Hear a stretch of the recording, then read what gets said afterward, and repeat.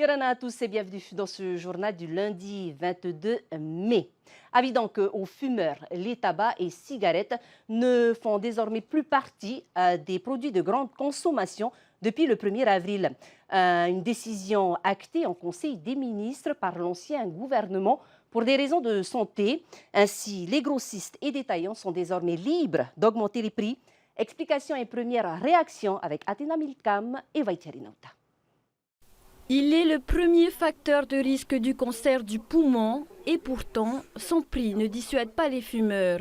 C'est pourquoi le tabac sous toutes ses formes ne figure plus dans la liste de produits de grande consommation. Depuis, fini le contrôle des marges fixées jusqu'ici par le Conseil des ministres, car avant le 1er avril, la marge maximale du grossiste était de 12,5%. Côté détaillant, elle était de 10% sur les tabacs et de 13% sur les cigarettes. Aujourd'hui, on ne le fera plus puisque ce sont des produits dits libres. Donc les marges sont laissées à la discrétion de l'importateur et des détaillants. À charge pour les consommateurs, encore une fois, de faire jouer la concurrence pour aller chercher les produits qui sont les moins chers sur les étals, mais ne seront plus contrôlés. Le marché du tabac peut donc profiter d'une liberté totale des prix.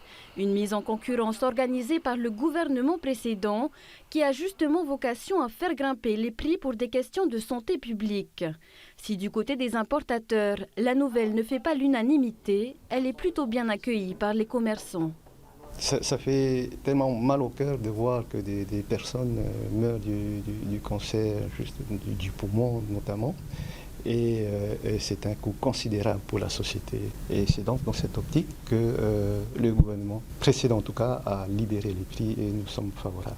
Probablement les prix vont augmenter, mais si ça augmente, c'est un mal pour un bien, c'est-à-dire que bon, essayer de ne pas fumer, c'est pas facile, mais c'est quand même bon pour votre santé.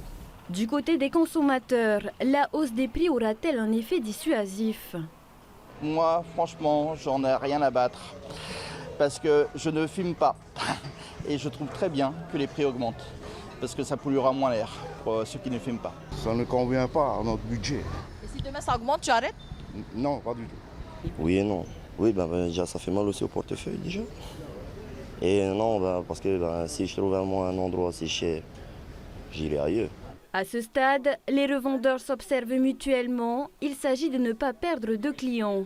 Mais des hausses de prix sont déjà constatées sur le marché et la DGAE a déjà reçu des appels mécontents des consommateurs.